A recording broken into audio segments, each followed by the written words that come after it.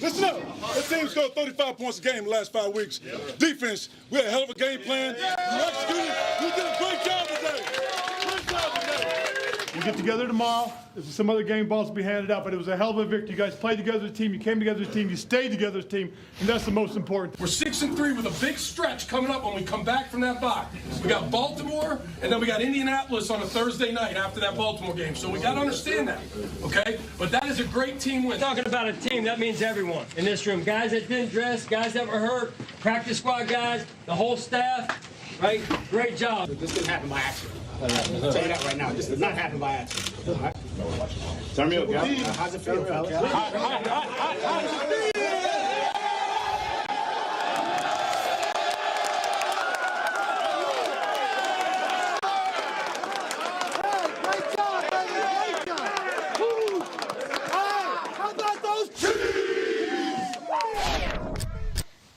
Those are the winning coaches. They've been eating their Oikos 000. Time to fuel your hustle, presented by Oikos 000. We talk about who needs to fuel their game and have a breakout performance. It's one of my favorite segments of the week because you're the guys I have to keep my eye on Sunday, on Monday night, on Thursday night football, because they're the game changers, Kyle.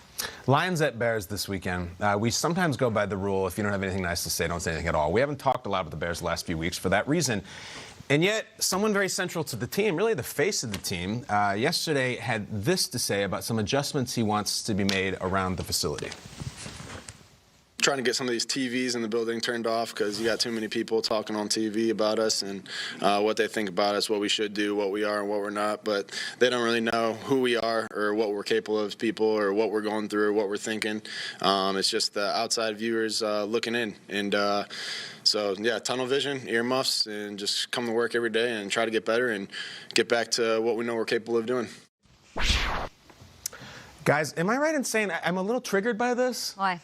Well, last time I was in Hallis Hall, it was late August, right before the season kicked off. And guess what was on the TVs? The NIFL, the NFL Network. And so I feel like Mitch is talking about us.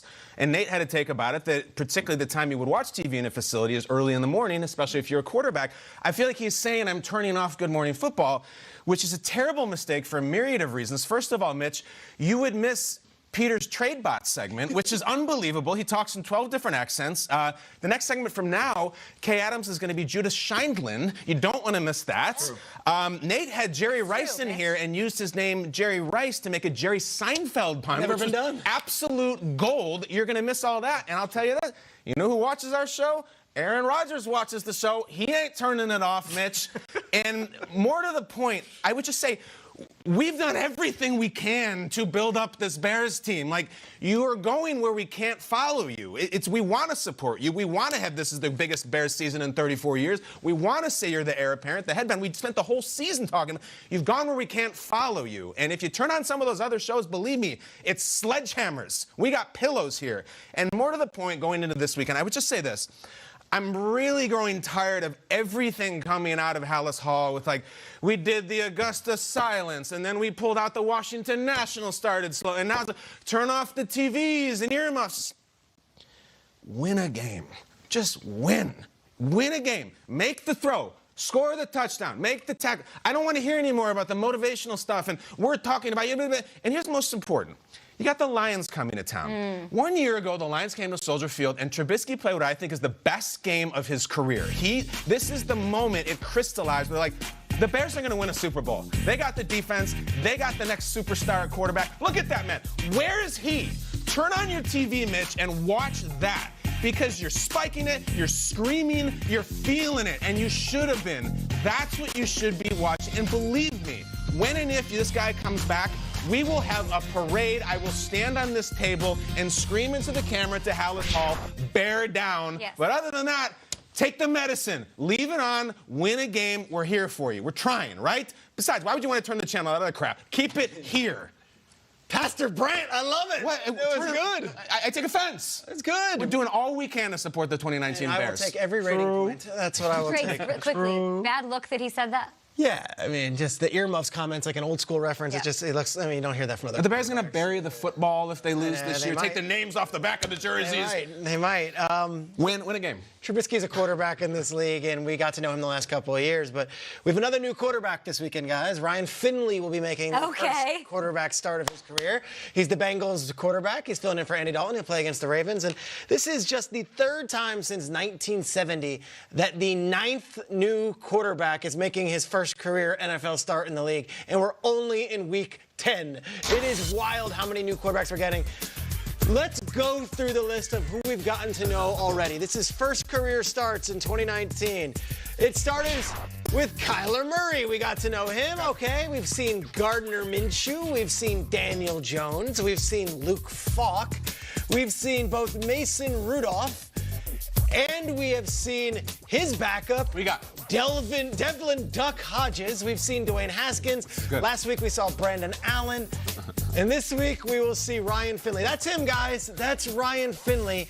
Get to know him. He might be the quarterback of the future, or he might just be the quarterback this week. I find it fascinating that there are so many new quarterbacks in this league.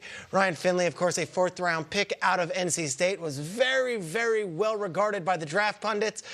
The Bengals traded up to get him. Let's see how he goes. But Ryan Finley, welcome to our life. We've met 8 other of you new guys.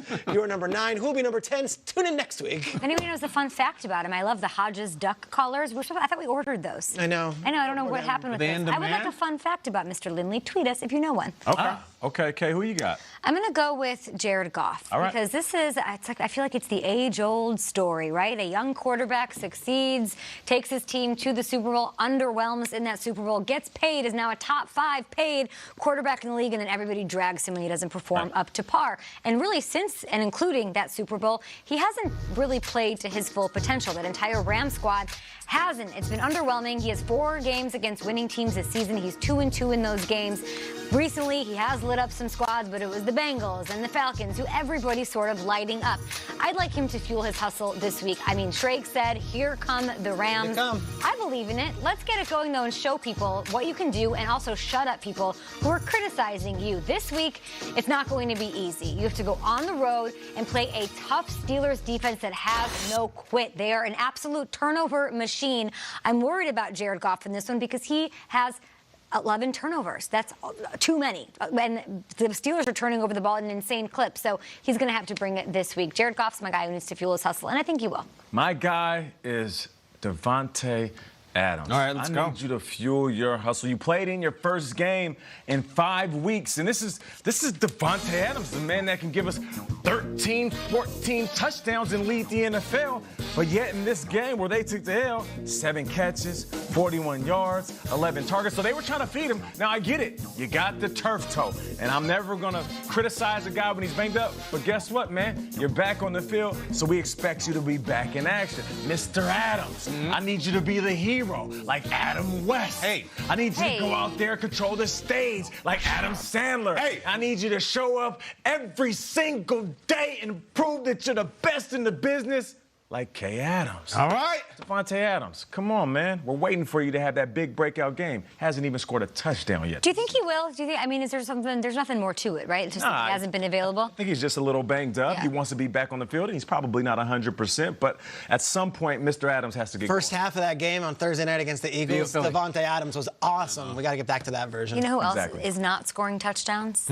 That makes me sad. Odell Beckham Jr. Yeah. Odell, we got to get you the ball.